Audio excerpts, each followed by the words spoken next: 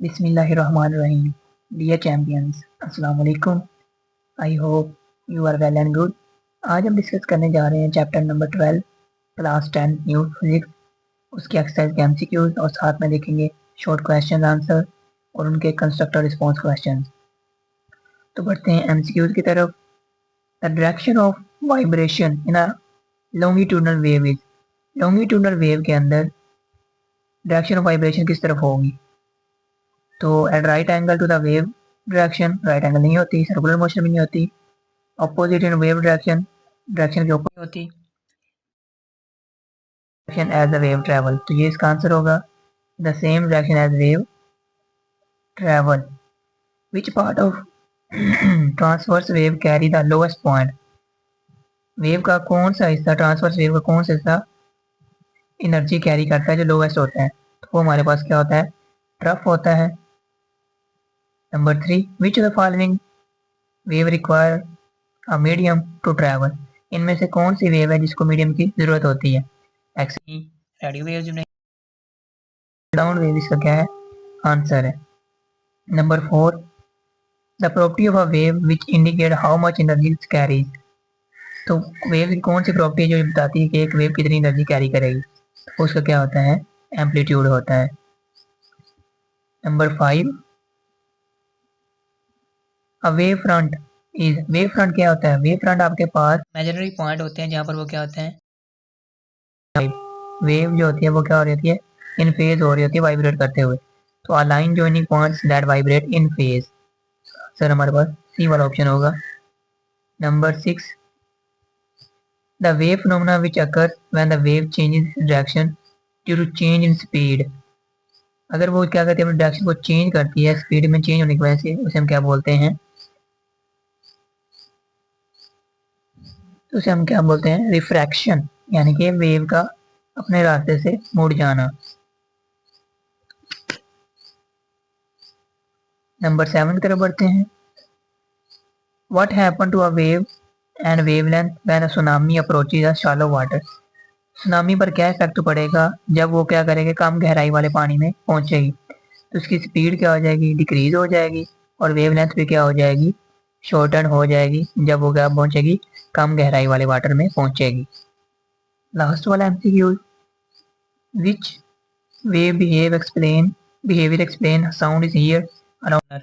एक corner sound की आवाज कैसे सुन सकते हैं? तो हमारे पास रिफ्रैक्शन होगा, आवाज का टकरा कर आना, ये नहीं है रिफ्रैक्शन. बस उसका मुड़ जाना, ये भी नहीं है. इंटरफेरेंस में नहीं है डिफ्रैक्शन. तो उसका आंसर हमारे पास क्या होगा? डिफ्रैक्शन होगा. अब हम बात करते हैं शॉर्ट क्वेश्चन आंसर की. तो हमारे पास शॉर्ट आंसर क्वेश्चन 7 दिए गए हैं और कंस्ट्रक्टर रिस्पॉन्स क्वेश्चन हमारे पास 5 दिए गए हैं. अब इनको वन बाय वन क्या करते हैं, हम डिस्कस करते हैं. पहला शॉर्ट क्वेश्चन हमारे पास दिया गया है, why do the wave transfer what do the wave transfer from one place to another. जो वेव है एक जगह से दूसरी जगह पर क्या ट्रांसफर करती है? तो wave transfer energy from one place to another without transfer matter, यानी कि मैटर को पहुंचाए बगैर वो क्या करती है? एनर्जी ट्रांसफर करती है एक जगह से दूसरी जगह पर. दूसरा short question, name any two example of mechanical wave. Mechanical waves की 2 एग्जांपल हैं. एक हमारे पास साउंड वेव है and water waves are example of mechanical wave because they require medium for their propagation. ऐसी वेव जिनको मीडियम की जरूरत होती है वो कौन सी होती हैं? मैकेनिकल वेव होती हैं. Which type of wave can travel through the vacuum. कौन सी वेव है जो वैक्यूम के थ्रू गुजर सकती हैं? ये वो हमारे पास क्या होंगी? इलेक्ट्रोमैग्नेटिक वेव्स होंगी जिनको मीडियम की जरूरत नहीं होती. Number 4, what is the difference between transverse and longitudinal waves. Transverse और लॉन्गिट्यूडनल वेव्स के दरमियान डिफरेंस बताएं. तो ट्रांसवर्स वेव हमारे पास क्या होती है? In transverse wave the particle of the medium vibrate at the right angle to the direction in which the wave is travelling.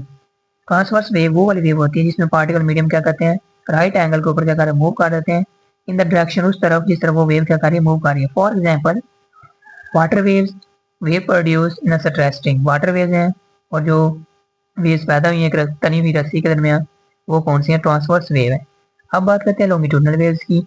In longitudinal wave the particle of the medium vibrate parallel to the direction in the wave is travelling. Longitudinal wave में क्या करते हैं? उसके particle एक एक साथ आ जाए जुड़े हुए मूव करते हैं, कंप्रेशन रिफ्लेक्शन बना रहे होते हैं. तो वो क्या करते हैं, पैरेलली मूव कर रहे होते हैं। तो वो कौन सी होती है हमारे पास, साउंड वेव्स होती हैं। उनको हम क्या करते हैं, लॉन्गिट्यूडनल वेव्स कहते हैं। What is meant by wavelength, wavelength क्या होती है? The wavelength is the distance between two corresponding points on adjacent wave। adjacent wave अगर तो वो क्रस्ट और क्रस्ट है यानी कि ट्रांसवर्स वेव है, और ट्रफ टू ट्रफ है। इन ट्रांसवर्स वेव के अंदर क्रस्ट टू क्रस्ट और ट्रफ टू ट्रफ जो फासला होगा उसे बोलेंगे वेवलेंथ। अगर तो वो वेव हमारे पास लॉन्गिट्यूडनल है, कंप्रेशन टू कंप्रेशन ले लें, रेयरफैक्शन टू रेयरफैक्शन ले लें, तो वो क्या होगी, आपके पास एक वेवलेंथ होगी। इट्स ऐसा यूनिट मीटर, क्योंकि लेंथ है तो उसका यूनिट क्या होगा आपके पास, होगा। Right the definition, write the definition of frequency. The frequency of a wave is a number of wave complete wave cycle that pass a fixed point in 1 second। एक second के अंदर जितनी नंबर ऑफ वेव गुजरेंगी उसे हम क्या बोलेंगे, उसकी frequency. उसकी यूनिट हमारे पास क्या हर्ट्ज है। 1 hertz is equal to wave per second. 1 hertz बराबर किसके होता है, 1 wave per second. Short question number 7, what cause tsunami in the ocean. Ocean के अंदर सुनामी कैसे आती है या उसकी वजह क्या बनती है। Tsunami are extremely large and powerful ocean wave. Tsunami आपके पास बहुत बड़ी और ताकतवर समंदर की लहरें cause by sudden disturbance under the sea, जो समंदर के अंदर अचानक डिस्टर्बेंस की वजह से क्या होती हैं, पैदा होती हैं। दिस डिस्टर्बेंस में include under water earthquake, under water के अंदर क्या जलजला आ सकता है, वोल्केनो इरप्शन है, और लैंडस्लाइड या क्या लैंडस्लाइडिंग है। ये तीनों वजह बनते हैं सुनामी का। When such events occur, जब ऐसा भी वाक़या होता है, they cause a sudden shift in the ocean floor। वो एक क्या करते हैं, धमाकेदार शिफ्ट क्या करते हैं, शिफ्ट कर देते हैं समंदर की तह की तरफ। विच pushes a huge volume of water upward, जो क्या करता है, पानी को ऊपर की तरफ क्या करता है, उछाल देता है। Disturbance creates energy that spread across the ocean as long as fast moving waves। तो वो ये वजह जो डिस्टर्बेंस क्रिएट हुई है एनर्जी की, वो पूरे समंदर के अंदर फैल जाएगी। जितनी दूर जाती जाएगी वो तेजी से आगे करके चलती जाएगी। तो ये होती है वजह किसी भी सुनामी की, जो समंदर के अंदर क्या होती है, पैदा होती है। अब हम बात करते हैं कंस्ट्रक्टर रिस्पॉन्स क्वेश्चन की। तो पहला क्वेश्चन हमारे पास दिया गया है, Y sound can not travel through the space. Sound space के थ्रू क्यों ट्रेवल नहीं कर सकता, बट लाइट कैन, लेकिन लाइट कर सकती है।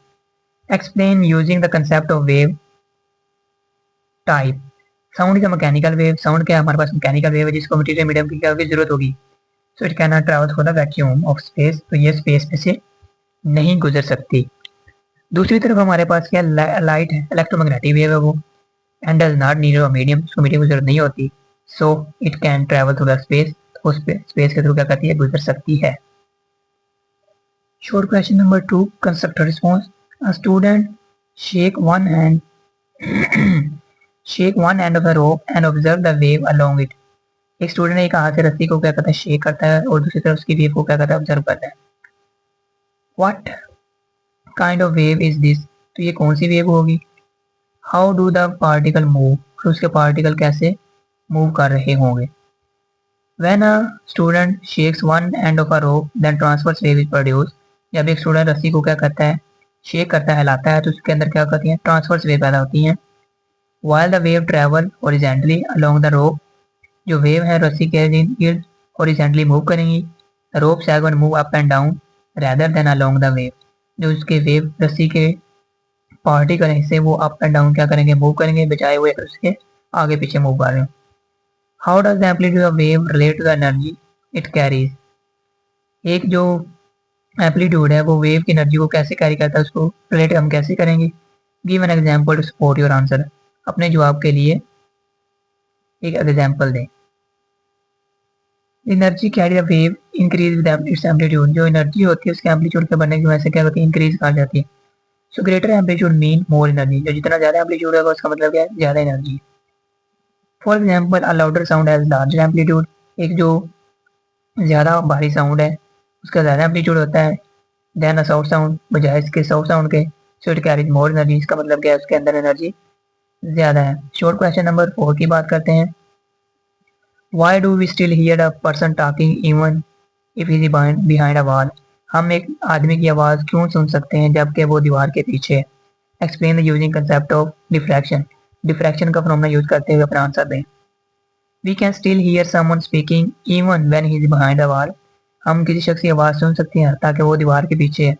This happen because sound wave, ये साउंड वेव की वजह से, which have relatively long wavelength, जिसकी वेवलेंथ कभी ज़्यादा होती है, deflect around the corner, corner के गिर्द क्या करती है वो डिफ्लेक्ट हो जाती है, एंड ऑब्स्टेकल, ऑब्स्टेकल के गिर्द भी, allowing the sound to reach us, हम उसे हम तक पहुंचने की इजाज़त देती है, even without the direct line of sight, उनको देखे हुए बगैर। If size of slit a wave pass through the much smaller than the wavelength, एक स्लिट के थ्रू क्या करती है बहुत छोटी वेवलेंथ गुजरती है अपने साइज के एतबार के लिहाज से। What will be happen to the wave after passing through the slit, तो स्लिट के दरमियान वेव को क्या होगा जब वो स्लिट से गुजर जाएगी? एक्सप्लेन ब्रीफली, मुख्तसर बयान करें। When the size of slit is smaller than the wavelength, एक वेवलेंथ क्या है बड़ी है लेकिन स्लिट का साइज क्या है कम है। स्लिट क्या होती है एक छोटा सा रास्ता होता है जिससे वेव ने क्या करना है पास आउट होना है।